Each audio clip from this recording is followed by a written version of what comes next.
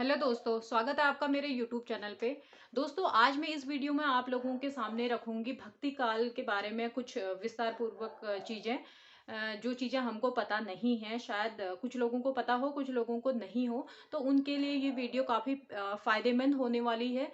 तो देखिए मेरी वीडियो को फर्स्ट से लेके लास्ट तक। चलिए स्टार्ट करते हैं हम भक्ति काल।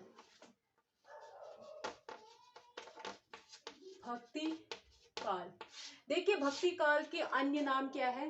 भक्ति काल के नामों के बारे में पहले हम जानेंगे कि भक्ति काल को किस किस नाम से पुकारा जाता है। तो भक्ति काल को अगर हम देखें तो भक्ति काल को शुक्ल ने भक्ति काल को शुक्ल ने क्या कहा है? भक्ति काल या पूर्व मध्य काल। ठीक हो गया। ग्रियर्सन, चार्ल्स ग्रियर्सन क्या बोलते हैं इसको? स्वर्ण काल। श्याम सुंदर दास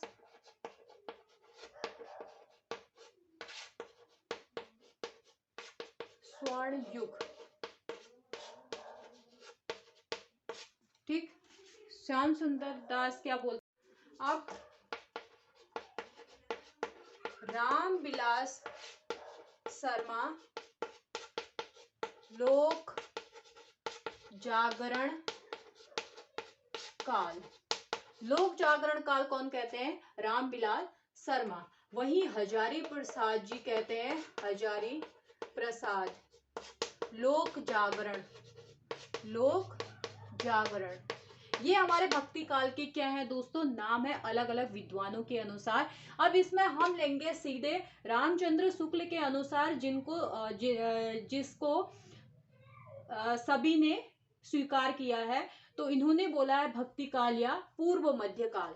अब इसके अगर समय काल की बात करें शुक्ल के अनुसार, समय काल की बात करें सन।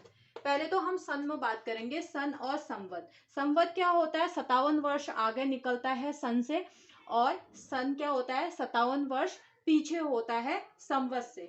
ठीक हो गया। तो अगर हम सन की बात कर रहे हैं यहाँ पे, तो 1318 से 1643 ईस्वी।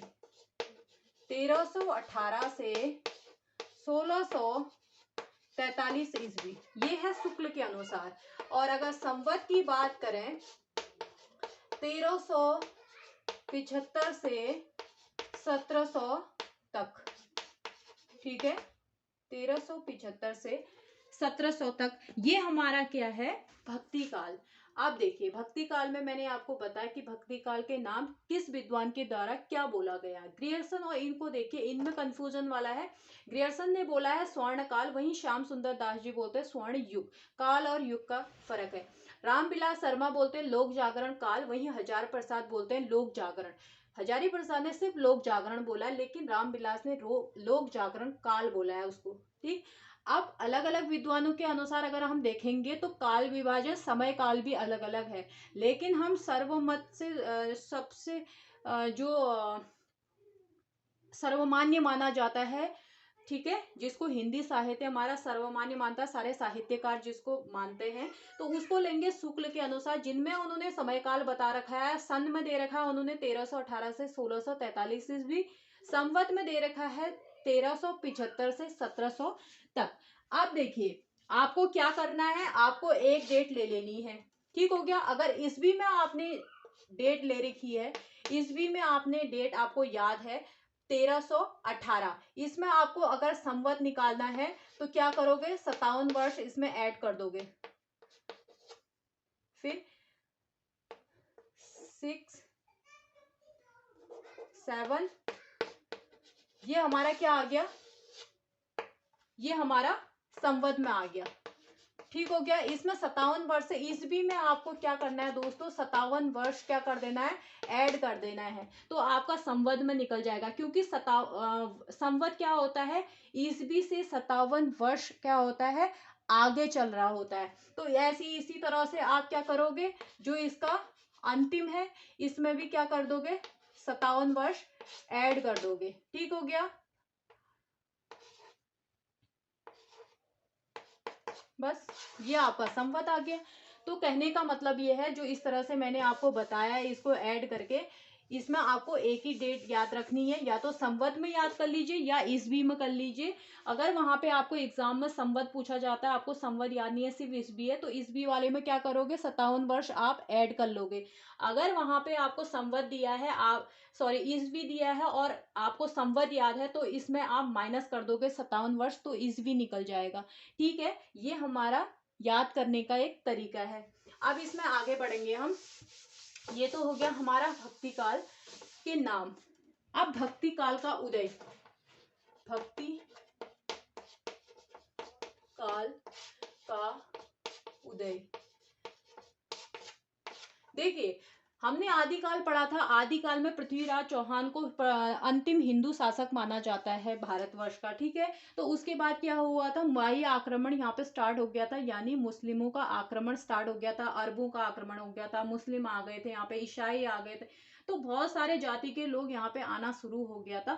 तो उसी से क्या होता है, यहाँ पे भक्ति काल का उदय माना जाता है। क्यों? क्योंकि जब बाह्य आक्रमण हुआ था, मुस्लिमों का आक्रमण हुआ था, तो यहाँ पे मंदिर वगैरह इनके गिराए गए थे, तोड़े गए थे। तो यहाँ पर क्या हुई थी, उन लोगों के जो दुख दर्द से, उसी से वो भक्ति भावना जागृत हुई, जिससे भक्ति काल का उदय माना जाता है, जो शुक्ल जी के अनुसार है। वो कहते हैं कि मुसलमानों के आक्रमण के द्वारा ही भक्ति काल का उदय हुआ था, ऐसा उनका मानना है। वहीं हजारी प्रसाद द्विवेदी जी हमारे कहते हैं कि ये क्या था, ये भक्ति काल का उदय स्वतः था, स्वतः भारतीय परंपरा का स्वतः विकास था, यानी उसको होना ही था। जब मनुष्य धीरे धीरे विकास की ओर बढ़ता है, तो उसे कहीं ना कहीं एक सहारे की जरूरत होती है, किसी के सामने अपने दुख दर्द रखने की जरूरत होती है। तो वही से क्या हुआ था, भक्ति भावना मनुष्य की जागृत हुई थी। ये हमारे हजारी प्रसाद द्विवेदी जी ऐसा कहते हैं। अब भक्ति काल का उदय, सबसे पहले हम देखेंगे भक्ति काल का उदय ग्रियर्सन ने। देखिए, ग्रियर्सन का क्यों कह रहे हैं हम, ग्रियर्सन को सर्वप्रथम लेने की खास वजह यह है कि भक्ति काल के उदय के बारे में सबसे पहले ग्रियर्सन ने ही मत व्यक्त किए। ठीक है, इसमें लिख देती हूं मैं, भक्ति काल के बारे में सर्वप्रथम मत ग्रियर्सन ने व्यक्त किए। ठीक है, अब इन्होंने क्या माना, इसको भक्ति काल का उदय इन्होंने ईसाइयत की देन मानी, ईसाइयत की देन भक्ति काल। ठीक है, ईसाइयत की देन को क्या माना इन्होंने, भक्ति काल का उदय माना है। किसके द्वारा, ग्रियर्सन के द्वारा। अब दूसरे नंबर पे आ जाते हैं हमारे ताराचंद। ये विभिन्न साहित्यकार हैं जिनके द्वारा भक्ति काल का उदय अलग अलग तरीके से माना गया है। वहीं ताराचंद कहते हैं कि भक्ति काल क्या है, अरबों की देन है, अरबों की देन। अरबों की देन किसने माना, ताराचंद ने माना। वहीं हमारे शुक्ल जी की अगर हम बात करें, तो शुक्ल जी क्या कहते हैं, मुस्लिमों आदि बाह्य, मुस्लिमों आदि के द्वारा बाह्य आक्रमणों के प्रभाव से भक्ति काल का उदय। ठीक है, मुस्लिमों आदि के द्वारा या बाह्य आक्रमणों के प्रभाव से भक्ति काल का उदय किसने माना है, हमारे शुक्ल जी मानते हैं। वहीं हजारी प्रसाद द्विवेदी जी क्या कहते हैं, भारतीय परंपरा का स्वतः विकास हो गया, भारतीय परंपरा का स्वतः विकास। भारतीय परंपरा का स्वतः विकास किसको माना जाता है, हजारी प्रसाद द्विवेदी जी मानते हैं कि भारतीय परंपरा का स्वतः विकास हो गया, क्योंकि हिंदुस्तान क्या है, इसमें कई धर्म के लोग हैं जो अपने अपने क्या है संस्कृति और सभ्यता से जुड़े हुए हैं। वही संस्कृति और सभ्यता हमें क्या होती है, धार्मिक कर्म कांडों से जोड़े रखती है। तो इसलिए हजारी प्रसाद द्विवेदी जी कहते हैं कि ये भारतीय परंपरा का स्वतः ही विकास था। लेकिन शुक्ल जी कहते हैं कि बाह्य आक्रमण हालांकि हुआ था, उस समय काफी अत्याचार हुए थे लोगों पर, हिंदुओं के मंदिर ज्यादातर गिराए गए थे, ठीक है, उनका धर्म भ्रष्ट जबरन उनको क्या दूसरा धर्म मनवाने के लिए काफी यातनाएं दी गई थी। तो इसलिए भी ये भी मान सकते हैं कि भक्ति काल का उदय वहीं से हुआ। लेकिन हजारी प्रसाद जी का भी कहना ठीक है कि भारतीय परंपरा का स्वतः विकास हो गया, क्योंकि ये क्या है, एक हम क्या है प्राचीन काल से ही अपनी संस्कृति सभ्यता से जुड़े हुए हैं। जो क्या है भक्ति काल का उदय भक्ति काल का जो आंदोलन है, भक्ति आंदोलन जो है, कहीं ना कहीं उसको स्टार्ट होना ही था, ठीक है। ये था हमारा उदय के बारे में कि भक्ति काल का उदय किस तरह से हुआ और किन विद्वानों ने क्या क्या उसमें अपनी बातें रखी, यानी अपने विचार रखे। अब भक्ति काल, आप बात करते हैं भक्ति शब्द भज शब्द से आया। अब भक्ति शब्द की उत्पत्ति किससे हुई है, भज शब्द से हुई है। भज शब्द का अर्थ क्या है, भज शब्द का अर्थ भाग लेना। भाग लेना, किसमें लेना, आंदोलन, भक्ति आंदोलन जो हो रहे थे। ये किसने कहा है, मोनियर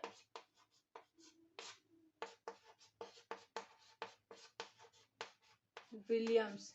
देखिए दोस्तों, कभी कभी प्रश्न पूछ लिया जाता है कि मोनियर विलियम्स ने भज शब्द भक्ति शब्द की उत्पत्ति किससे मानी है। तो मोनियर विलियम्स ने भक्ति शब्द की उत्पत्ति किससे मानी है, भज शब्द से मानी है। भज का अर्थ क्या हो जाता है, भाग लेना, ठीक हो गया। अब इसी भक्ति शब्द अगर हम देखें कि भक्ति आंदोलन का सूत्रपात हुआ कहाँ से हुआ, भक्ति आंदोलन का सूत्रपात,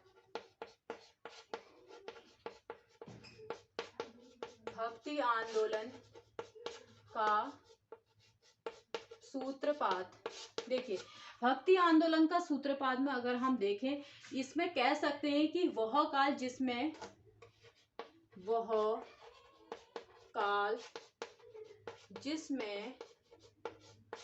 भागवत धर्म के प्रचार प्रसार के परिणाम स्वरूप, वह काल जिसमें भागवत धर्म के प्रचार प्रसार के परिणाम स्वरूप भक्ति आंदोलन का सूत्रपात हुआ, ठीक है। ये हम कह सकते हैं कि वह काल जिसमें भागवत धर्म के प्रचार प्रसार के परिणाम स्वरूप भक्ति आंदोलन का सूत्रपात हुआ, वही क्या है, हमारा भक्ति काल है, ठीक है। आप देखते हैं कि भक्ति काल यानी भक्ति आंदोलन जो था, भक्तिकालीन साहित्य, भक्ति आंदोलन की शुरुआत हुई कहाँ से, भक्ति आंदोलन की शुरुआत कहाँ से हुई, भक्ति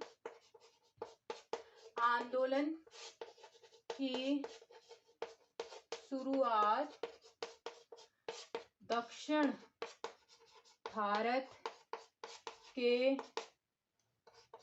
तमिल प्रांत से हुई, ठीक है। भक्ति आंदोलन की शुरुआत कहाँ से हुई दोस्तों, दक्षिण भारत के तमिल प्रांत से हुई। और तमिल भाषा में ही हमको भक्तिकालीन साहित्य सबसे पहले देखने को मिलता है। सर्वप्रथम तमिल भाषा में भक्ति कालीन साहित्य मिलता है, ठीक।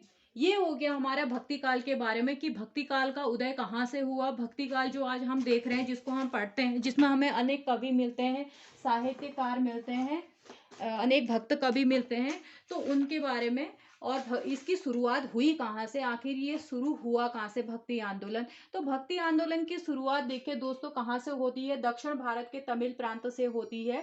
सर्वप्रथम तमिल भाषा में, तमिल प्रांत से अगर इसकी शुरुआत हुई है तो तमिल भाषा में ही हमें सबसे पहले भक्ति साहित्य, भक्तिकालीन साहित्य देखने को मिलता है। ठीक है, चलिए अब इसमें आगे देखेंगे हम। ये तो हो गया हमारा भक्ति काल, भक्ति आंदोलन की शुरुआत कहाँ से हुई है, दक्षिण भारत से। ठीक हो गया। दक्षिण भारत में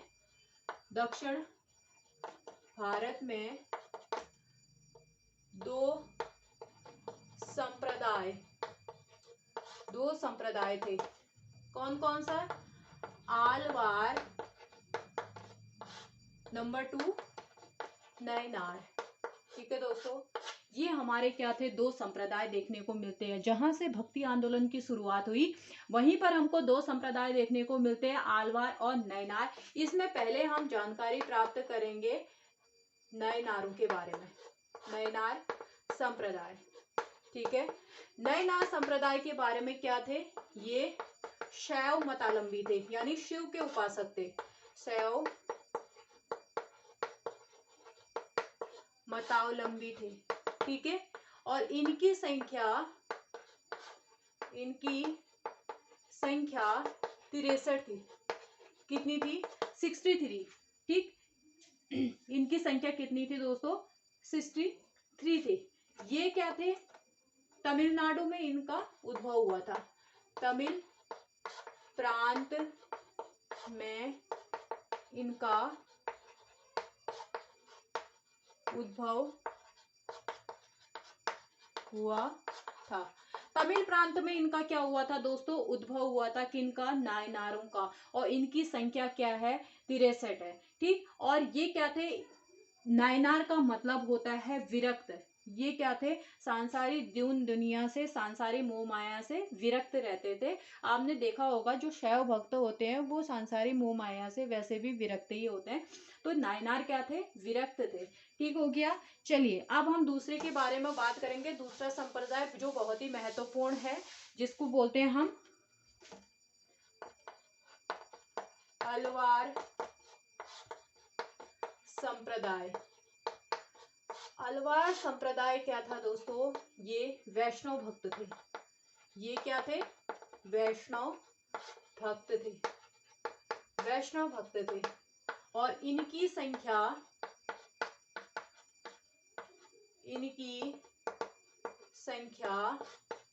12 थी। इनमें एक महिला संत भी थी, जिसका नाम अंडाल या गोदा भक्तिन था। इन्हें दक्षिण भारत की मीरा, उत्तर भारत में तो मीरा हो गई, तो दक्षिण भारत की मीरा कहा जाता है।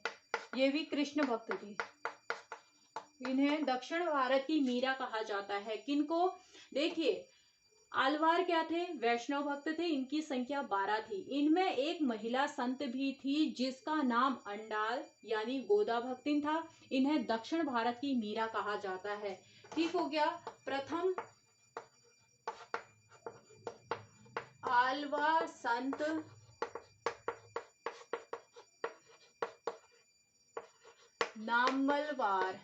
नामलवार थे, जिन्हें राम की पादुका का अवतार माना जाता है। ठीक हो गया। आलवार संतों के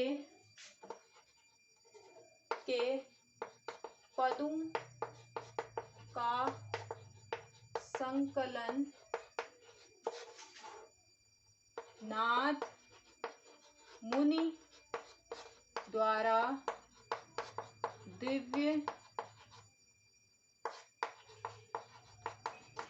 प्रबंधन नाम से 4000 पदों में किया गया।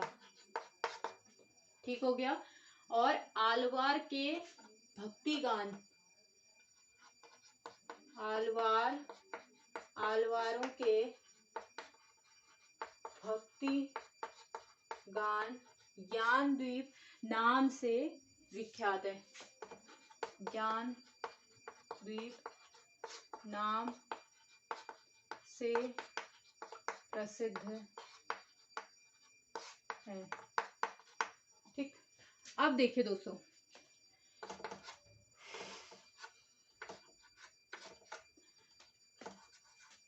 आलवार संप्रदाय हमने भक्ति काल में देखा, दक्षिण भारत से भक्ति आंदोलन का उदय होता है। वहां हमको दो संप्रदाय देखने को मिलते हैं। एक हमने नम्मलवार पढ़ा था, आगे पढ़ लिया, जिसके बारे में हमने नामलवारों के नायनार और अलवार करके दो हुए थे। नायनार में क्या था, नायनार क्या थे, शिव मतालंबी थे, यानी शैव मतालंबी थे, जिनकी संख्या 63 थी। और तमिलनाडु जो था उनका क्षेत्र था, यानी तमिलनाडु से, तमिल प्रांत से उनकी उत्पत्ति मानी जाती है। किनका, नायनारों का। अब दूसरा संप्रदाय हमारा आ जाता है आलवार, जो काफी महत्वपूर्ण है, जिसमें से काफी बार प्रश्न पूछे जाते हैं। और इसी में से हमें गोदा भक्तिन करके जो महिला संत है आंडाल, उनकी रचनाएं भी देखने को मिलती है एनसीईआरटी में, यानी क्लास या तो इंटर में हो या तो हाई स्कूल में। ठीक है, वहां हमको इनके पद देखने को मिलते हैं। अब देखिए इसके बारे में, आलवार संप्रदाय क्या थे, आलवार जो भक्त थे, ये संत थे, ये क्या थे, वैष्णव भक्त थे, यानी विष्णु के उपासक थे। ठीक हो गया, विष्णु या नारायण के उपासक थे। इनकी संख्या 12 थी, ये 12 थे। और इनमें क्या थी, एक महिला संत भी थी। देखिए, मध्यकाल का समय था जहां पर स्त्रियों को कोई भी अधिकार नहीं था, पर्दे में वो रहते थे। ठीक है, दूसरों पे निर्भर रहते थे। लेकिन उन्हीं में से निकल के जिस तरह से मीराबाई ने सब कुछ का विरोध किया, सांसारिक मोह माया को त्याग कर कृष्ण के ऊपर अपना जीवन समर्पित कर दिया, उसी तरह से हमें दक्षिण भारत में भी एक महिला संत देखने को मिलती है, जिनका नाम है अंडाल, यानी गोदा भक्तिन, जिन्होंने अपना सर्वस्व न्यौछावर कर दिया और ईश्वर भक्ति में वो लिप्त हो गए। तो इसलिए इनका नाम विशेष रूप से लिया जाता है, जिनको दक्षिण भारत की मीरा भी कहा जाता है। अब प्रथम आलवार संत जो थे नामलवार थे, जिन्हें क्या कहा जाता है, राम की पादुका का अवतार कहा जाता है। किसको, नामलवार को। ठीक। और आलवार संतों के पदों का जो संकलन किया, जितने भी आलवार संत थे, 12 जो आलवार संत थे, उनके जो पद थे, रचित पद थे, उनका जो संकलन किया नाथ मुनि के द्वारा किया गया। किस नाम से, दिव्य प्रबंधन नाम से। दिव्य प्रबंधन नाम से नाथ मुनि ने इनके पदों का क्या संकलन किया, जिनकी संख्या, जिन पदों की संख्या कितनी है दोस्तों, 4000 लगभग है। ठीक। और आलवारों के भक्ति गान, आलवारों के जो भक्ति गान थे, वो ज्ञान द्वीप नाम से प्रसिद्ध है, यानी विख्यात है। ये था हमारा आलवार संतों के बारे में और नायनार संतों के बारे में, जो हमारे दो संप्रदाय भक्ति काल में हमको देखने को मिलते हैं, जहां से भक्ति आंदोलन की शुरुआत होती है। ठीक है, अब इसमें आगे बढ़ेंगे हम। भक्ति काल के प्रथम आचार्य, भक्ति काल के प्रथम आचार्य, भक्ति काल के प्रथम आचार्य कौन थे, रामानुजाचार्य।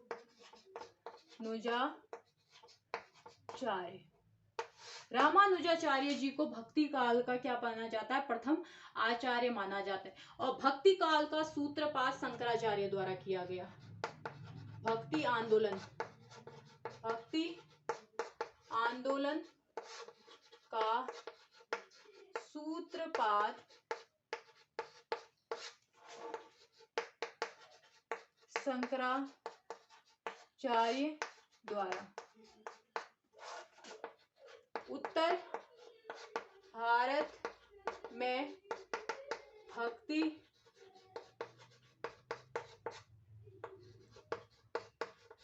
आंदोलन का सूत्रपात रामानंद के द्वारा। रामानंद के द्वारा क्या हुआ था, उत्तर भारत में भक्ति आंदोलन का सूत्रपात हुआ था। और शंकराचार्य का कहाँ हुआ था, भक्ति आंदोलन का सूत्रपात असम क्षेत्र में, यहाँ पे गलत हो गया, का सूत्रपात असम, ठीक है। असम में भक्ति आंदोलन का सूत्रपात किसके द्वारा हुआ, शंकराचार्य के द्वारा। उत्तर भारत में भक्ति आंदोलन का सूत्रपात किसके द्वारा हुआ, रामानंद के द्वारा। दक्षिण भारत में अभी हम पढ़ चुके हैं, दक्षिण भारत में 2 संप्रदाय हुए थे, उनके द्वारा भक्ति आंदोलन का क्या हुआ था, सूत्रपात हुआ था। वही हम महाराष्ट्र की बात करेंगे, महाराष्ट्र में भक्ति आंदोलन का सूत्रपात, आप देखिए महाराष्ट्र में भक्ति आंदोलन का सूत्रपात किस तरह से हुआ था। सबसे पहले इसका सूत्रपात किया था ज्ञानदेव के द्वारा। ज्ञानदेव के शिष्य हुए वहां पर नामदेव के द्वारा हुए। नामदेव के 2 शिष्य हुए हमारे, एकनाथ तथा तुकाराम। इनके द्वारा ये क्या हुआ, हमें महाराष्ट्र में भक्ति आंदोलन का सूत्रपात देखने को मिलता है। बंगाल में ये मोस्ट इंपोर्टेंट है, बंगाल में किसके द्वारा हुआ भक्ति आंदोलन का सूत्रपात, चैतन्य महाप्रभु के द्वारा, ठीक हो गया। और उड़ीसा में पंचसखा करके हुए थे, पंचसखा। अब पंचसखा में कौन कौन से थे, ये देखिए, बलराम, पंचसखा में 5 क्या हैं, संत हैं। बलराम हो गए, अनंत दास, यशोवंत दास, फिर है जगन्नाथ दास और अच्युतानंद।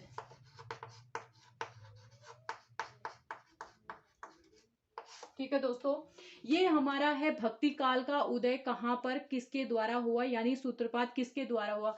भक्ति काल के जो प्रथम आचार्य माने जाते हैं वो तो रामानुजाचार्य माने जाते हैं, लेकिन भक्ति आंदोलन का सूत्रपात असम क्षेत्र में शंकराचार्य द्वारा हुआ, जो अद्वैतवाद के प्रवर्तक थे।